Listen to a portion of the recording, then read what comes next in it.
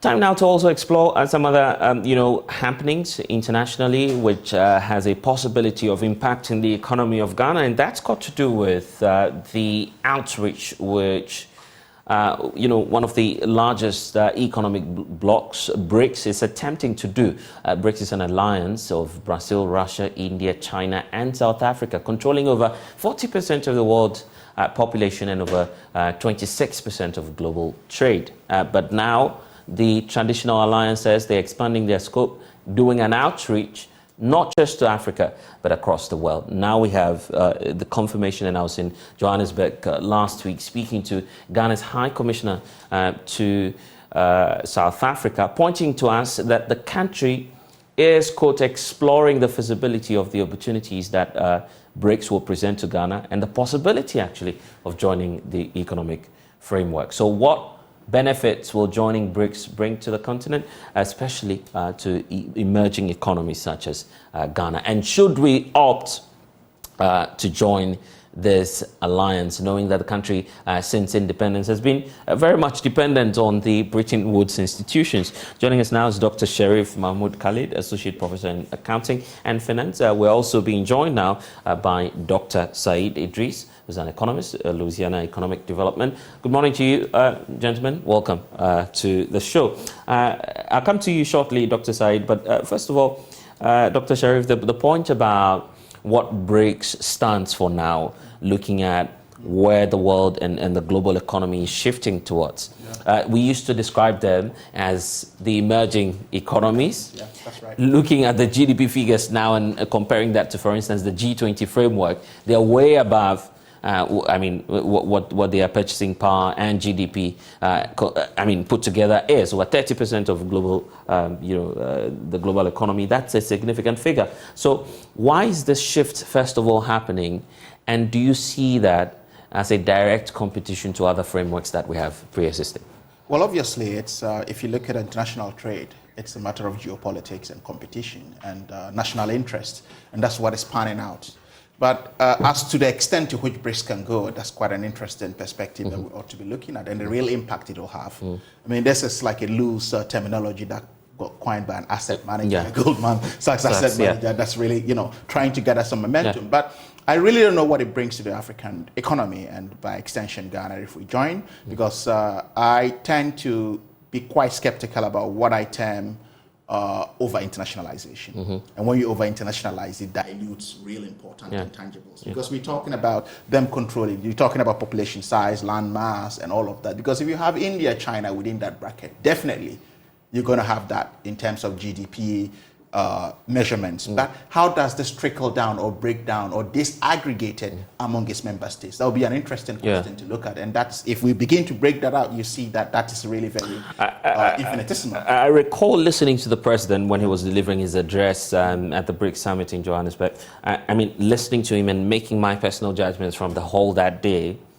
Let me just speak on one of his words. He says, now more than ever is the time for increased cooperations, partnerships with emerging economies such as the Brics. That's his, belief in where the world is shifting to. In our own backyard, we've got ECOWAS and the likes of that. How effective are we using that? Right? When we cannot just even get a joint venture or a refinery between Ghana and Nigeria, that's a difficulty. How are you going to have such more of an important trade with India? Or China, for that matter. These are very important economies. Until we sort of disaggregate and break all of this down, it's very difficult to tell what Brics bring to the table. But we've given ourselves away already. Right. You look at China, for instance. China owes a third of our external debt. India, pharmaceuticals, they're controlling that market. We cannot do without these economies. Within the BRIC framework, what offers has China, right? Are they in a position to give us concessionary loans? Are they in a position to give us moratoriums if they give us loans? So there's still no real meaty framework within the BRICS bracket. There's some positive to it. I wouldn't doubt that, which is that it gives you some international clouds, it gives some international leverage that you've joined this club. So can we treat them right? But China, as you would know, is a very interesting country, regardless of which community or group of economic unit it belongs to. Its national sovereignty runs supreme when it comes to its economics. And that's quite interesting to look at. Yeah, I've been looking at that. All of us are worried about what the implications will be. Yes. But it does suggest, and Dr. Said, I'll come to you shortly, it does suggest that, this whole point is about African countries lining up once more for where funds will come from in the midst of a global, crisis. That's what the leaders are doing. Over 60 of them present in Johannesburg, just to say we need to increase cooperation with the BRICS. So it's about money. My point is that we already have this existing framework, right? Apart from ECOWAS, we could go to, COMESA, Common Market for Eastern and Southern Africa, all of these, all of these happenings. How have we consolidated that within the African continent? But there's free money. There's free money coming.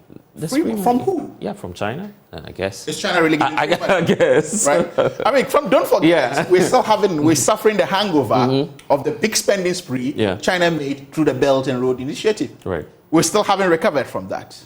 Right? There was such a big punch bowl out here, and we're still drowning ourselves in that. So until we recover from all of these things, and until we're able to tick our own boxes to know what we really want, rather than always hanging on to low-hanging fruits of free money, I don't think this brings a lot. It's just like Nigeria being a member of OPEC. I see. We'll explore the alternatives shortly. The rate that Brics is going, we could basically say that we may just probably wake up one day and having the whole world, with the exception of the US and maybe the Western countries, joining Brics.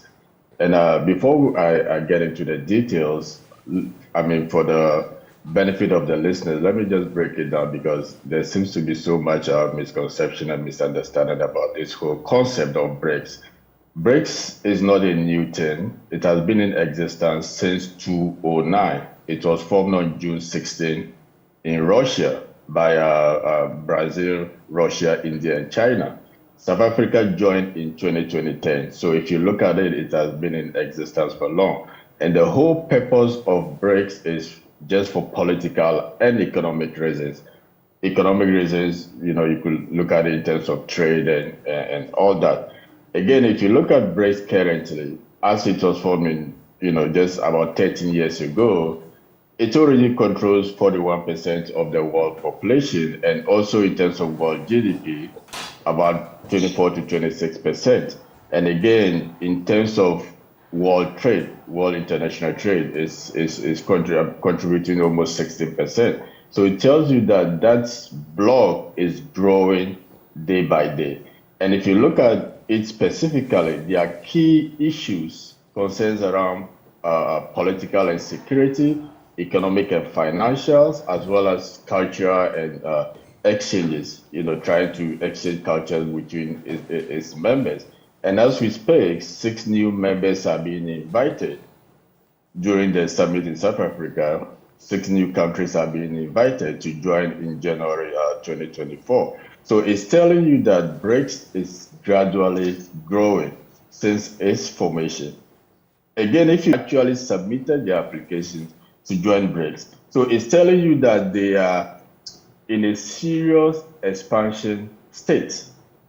They are currently in a serious expansion state. How do we perceive this? Do we perceive this to be competition, or just a simple case of, the new era, as some would describe this? Well, I don't. You would, which seems to suggest that you will support Ghana in the event we want to opt for BRICS. Totally, I would totally support Ghana. Yeah, I see. But Dr. Sharif disagrees with you on that? No, well, it's not that I disagree. I'm just wondering what it brings to the table as far as Ghana. But it's pointed out the immense benefits, GDP again, growth, the capital they control now in the world market. Well, I don't see that happening much as far as BRICS is concerned, because there's still size is not quality. You look at economic blocs, the G7, the G20, and the likes, which are the most powerful, regardless of what it is. So there's still a lot of unpacking to do here, right? And I wouldn't sit and make a blanket statement that this is what we stand to. We are headquarters in, or we already, the headquarters of the International African Free Trade Continental Agreement. Yes. It's already sits in Ghana. How are we driving that within? So within a BRIC emblem, what becomes our efficacy when it comes to the free trade continental? Yeah, but so if everyone is joining the party, why not go and just share in the joy of it? Sometimes you don't. The Arab League, Saudi Arabia, Egypt becoming one of the African countries to join. That's significant. Well, it is, but to what extent? As of now, that's what I'm asking. Until I'm There's a new development bank. Yeah, There's a new development bank Yeah. providing capital to developing countries as well. Yeah. That will come up. It's an opportunity for Ghana. Well, and that's still for growth, right? Well, I'm not anathema to the experiences of the Bretton Woods institutions, right? You look at Germany, for example, which emanated from the Marshall Plan, right, of 30 years ago. So there are other opportunities that dollar in America or Americanization of economies and the likes of that. But what I am saying is that if we have 100 member states within Brics, when push comes to shove, individually, every country would be competing for its own needs and aspirations as far as economic power is concerned. De-dollarization is key on the agenda for Brics. Yes. And they want to achieve that using local currencies. That's going to promote maybe the strength of the CD someday. How many local currencies? Individual country local currencies? If that happened, what kind of economy or global economy would we have? You feel it's not feasible? How feasible is that? That's going to be chaotic economically. Yeah. But they've told us that, they want to go back to the gold standards, back this up. And with the likes of Saudi having petroleum because mines, I'm even looking at how all China these coming through and individual all of that. central banks of these countries are going to come together. It's going to be a long, interesting conundrum to look at. It looks like you're just not positive about Brics. I'm not too positive about it, I must be honest with you. It's okay to belong to a big club, to use that to flex your muscles, but I don't see what it brings that our existing setups do not bring. Yeah, but is it that we don't cooperate with Saudi? Is it that we don't have a good cooperation with Egypt? Or is it that they're going to set up, a real, tangible, sustainable investment measure that is quite different to what we have in the terms of Bretton Woods institutions? Are they in the capacity to do that?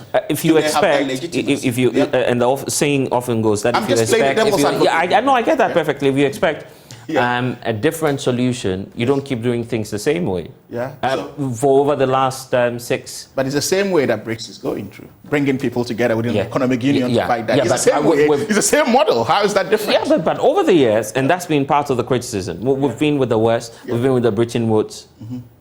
The cyclical nature of our economy is just so boring for some. And my point is, when we take out China, Yes. And other key economies within this, what is the aggregate economic worth of Brics? But that's why they're there. That's why China is there. Yeah, but that's why I still tell you how China plays when it comes to the international stage, and for that matter, when it comes to national security, its economic, it plays a very individual game when push comes to shove. So how are we guaranteed that China is going to come to our aid in that regard? And I've given an example of the spending spree of the Belt and Roads Initiative, whose hangover we're still struggling with for now. And even with airports or some investment ports being seized by the Chinese government and the likes of that. So it still tells you that there's no cheap money anywhere. And the days of cheap money is long gone. So it's even emerging at the time that we are having a drought of cheap money. So I'm quite interested. I'm vested in this, and I will be monitoring to see where things go as far as this is concerned. Dr. Saad, if you were the president today and you're running an IMF program, you require assurances from sovereigns such as the Paris Club and then China. China owes the biggest portion of it. They are a part of Brics, actually. What will stop you from just taking advantage of this multilateral framework? At least it gets you closer and closer to the likes of Xi Jinping, who's controlling the Chinese economy. He might forgive you, give you some free cash to go home with. Well, if you look at Brics as just free cash, you'll be diminishing the whole purpose and the value of such an organization. Right. I think we should shift our attention, or we should shift our mindset from this free cash stuff going on and all that, because at the end of the day, whether it's the West or whatever it is, you don't even get free cash. Let's be realistic about that. There's nothing like free cash. They always come with some conditionalities. And again, the idea of joining Brics and falling out with the West, to me, doesn't hold water in the sense that if you take, for example, Ghana being an IMF beneficiary, we are a member of the IMF institution. We form part of the 190 membership. You understand? Yeah. So it is not like Ghana is joining Brics and saying that we are leaving the IMF. Even China is still a member of the IMF. Russia is a member of the IMF, but they are all in BRICS. Again, if you come to the World Bank, Ghana is also a member of the World Bank. So the whole idea of Ghana joining a new bloc doesn't mean that we are shifting away from West. It doesn't mean we are shifting away from IMF. It doesn't mean we are shifting away from World Bank and other Western development institutions. And again, the notion should be diffused that these institutions are owned by America. Probably, maybe behind the scenes, America is a major contributor. But it doesn't mean that those institutions belong to America. That is why we have member states. So Ghana is IMF. We can say that IMF belongs to Ghana too, because we are a member state of the IMF. So our joining of BRICS doesn't automatically mean IMF will disqualify Ghana. Okay, one of the advantages of BRICS too that people don't, really pay attention to is the inclusiveness. Look, currently, I would describe the world as an apartheid world, where minority always decides to make decisions for the majority. And you could twist it anyhow you want, but that is the fact. The Western world always makes decisions for the entire world, which has gotten to a stage whereby there is going to be a paradigm shift, whether you like it or not. So whether you join BRICS today or not, give it 30 years, give it 50 years, 40 years time. Believe me, you might want to join BRICS and you will not even have an opportunity. Okay, so your argument is we strike while the iron is hot, right? We're going now.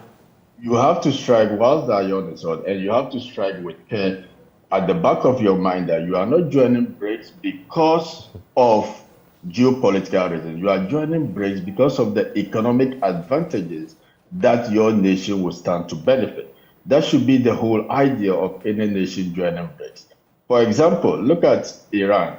Iran has been on sanctions. All of a sudden, they are being included in BRICS now with the hope of joining in 2024. So what does it tell you? It defeats the whole sanctions upon sanctions that America has been throwing on Iran in order to separate it politically from the rest of the world. So that sort of inclusiveness is now is like a new hope is being given to countries. Look at Uganda. Uganda, as an African nation, passes their gay bill based on their culture, right? U.S. sits there and says that they are imposing sanctions on Uganda. And if U.S. impose sanctions on Uganda, the rest of the world, Western country will follow. At the end, the Ugandan people will suffer. So a democratic nation putting another nation under serious suffering. BRICS is coming to cut out some of these things.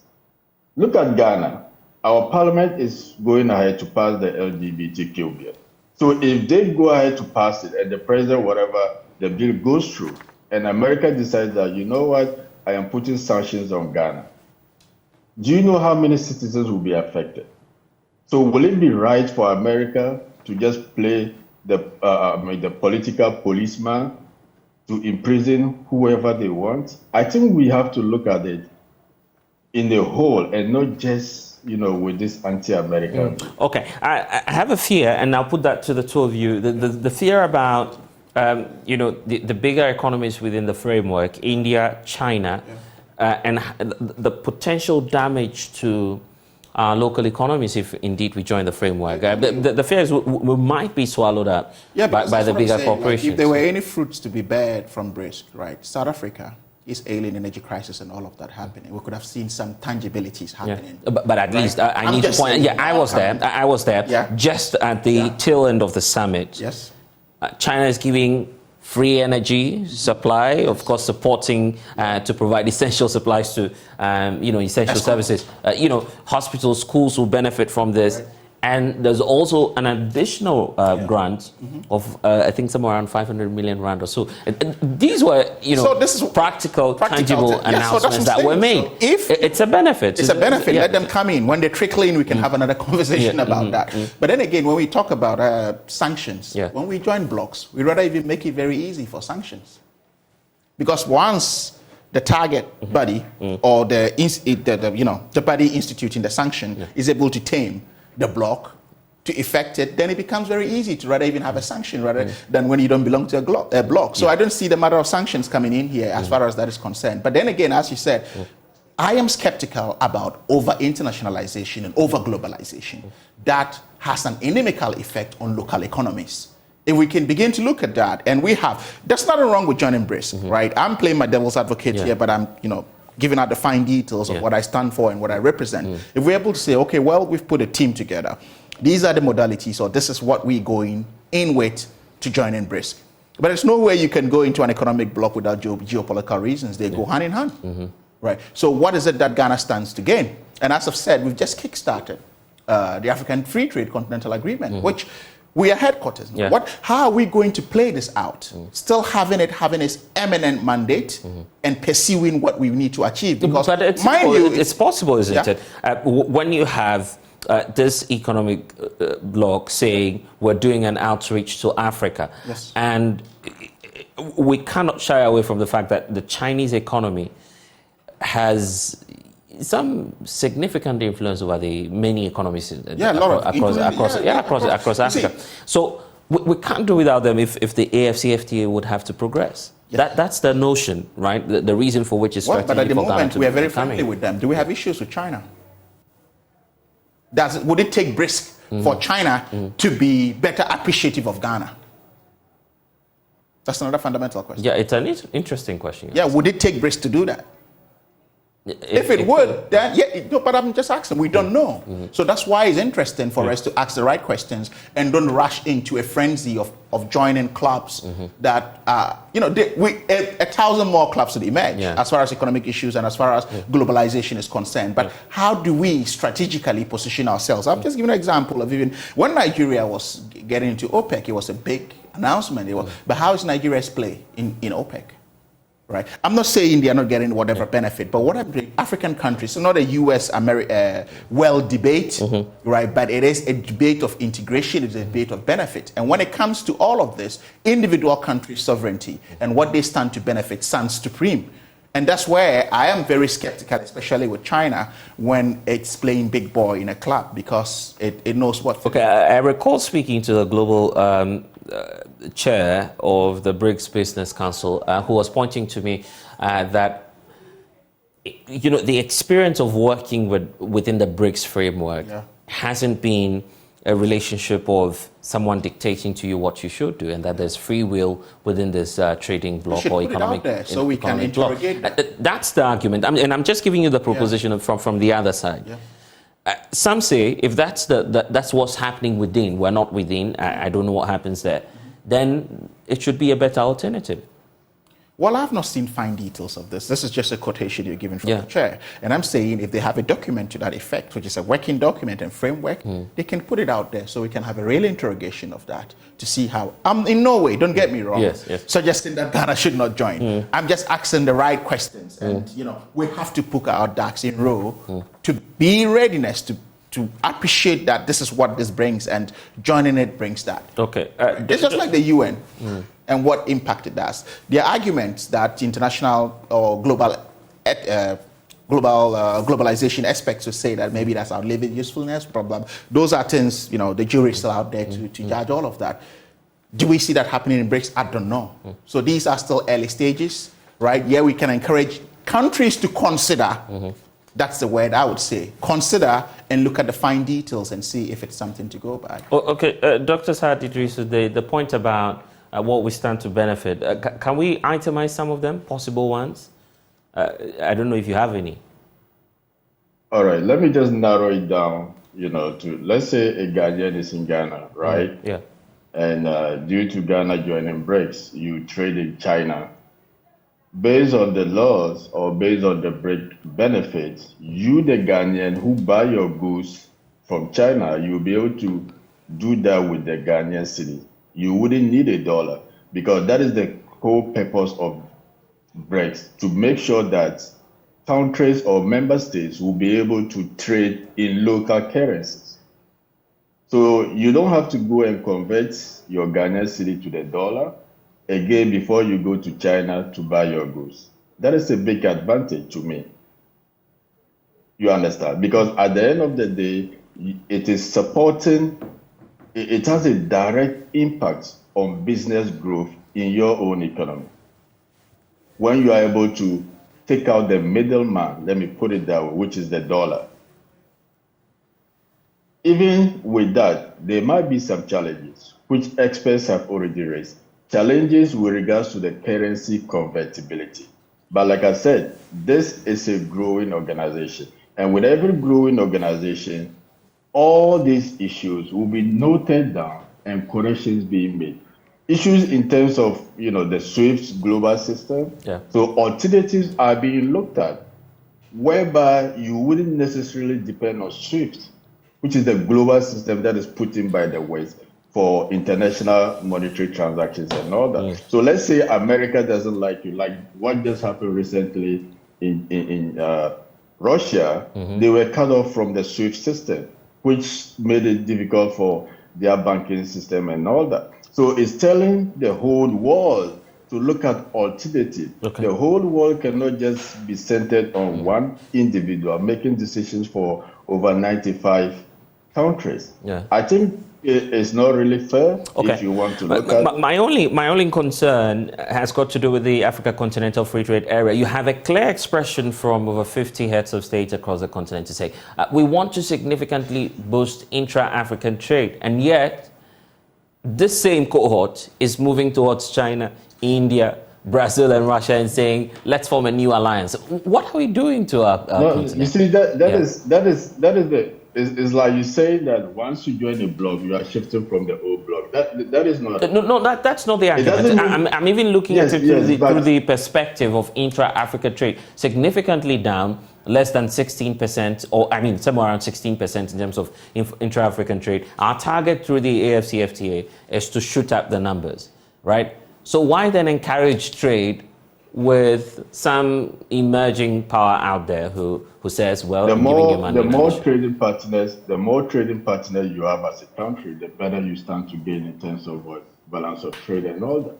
So it doesn't mean that making new friends and opening up your borders for more trade will limit the gains you are going to make from trade. And it doesn't mean that beginning to trade with other members within the Brics, Ghana will stop trading with its African counterparts. Okay. That is not even the whole idea. Yeah. You understand? And again, there have been questions raised about, we are in this organization, we are in that organization, and what are the benefits? Fine, we have been loyal to the Western nations. Let's put it that way. What has been the benefit to Ghana too? Let's look at it. Yeah. We are still where we are. That's a big question facing. After 60 years, we are still where we are. Yeah. So okay. What do we stand to lose if we try? If we join, that's the question that's facing Dr. Sharif Khalid. Yeah, I don't think we are where we are. That would not be a very accurate statement. Well, we're still where we are, isn't it? In terms of what? Because the point is, look, what I would say is IMF. Let's not see this as a binary. Issue of the West against the rest of the world. Are we not pretending if we don't do it? That's it. Are we pretending, right? Other developed economies, including the UK and the likes, have benefited from those institutions, haven't they? Right. There's record. It's on record. The Marshall Plan wasn't a classic example that supported the German economy and took it to greater heights and became a giant within Europe. It is what we do with what benefit we get. So if you get an IMF or a World Bank conditionality and you treat it like change from whatever without using it to inject into the economy to propel it, definitely you have yourself going back to them and blaming them. Okay. I'm not saying they are the best or they are the saints. The world thrives on interest. Where is our interest? That's the question we should be asking ourselves. If you're President Akufo-Addo, you're not opting for Brics? I would consider it. That would be my measured word. Okay. We need to go. Dr. Sarr, you have any final thoughts on this? And I need to point out also... My final statement will just be about the inclusion that I was talking about. Inclusion in the sense that it's like you opening up your borders to more friends. It's like having probably one source of income, all of a sudden you having multiple sources of income. All right. Okay. It doesn't mean that Ghana joining Brics, we are leaving the Western institutions or we are moving away from the West. We are just expanding our horizon for the benefit of our economy. Dr. Saad Idrisu, thank you for joining us this morning. I need to also point out that there appears no French-speaking African country is seems to be moving towards that. Well, bloc, I mean, by the way. their currency is heavily backed by Paris, by CFA francs. So there's a dimension to that. Yeah. And that's why you have the CFA that has been very strong and stable for a very long period of time. So that there's an economic element, and I wouldn't see that happening as of yet. Oh, you don't want us to spend the yen? Well, China is an interesting country to watch. Interesting. Right, yeah. But grateful, Dr. Thank Terry, you. for joining us this morning. Thank you, sir. And you're with the AM show here on the Joy News channel. We'll be back shortly.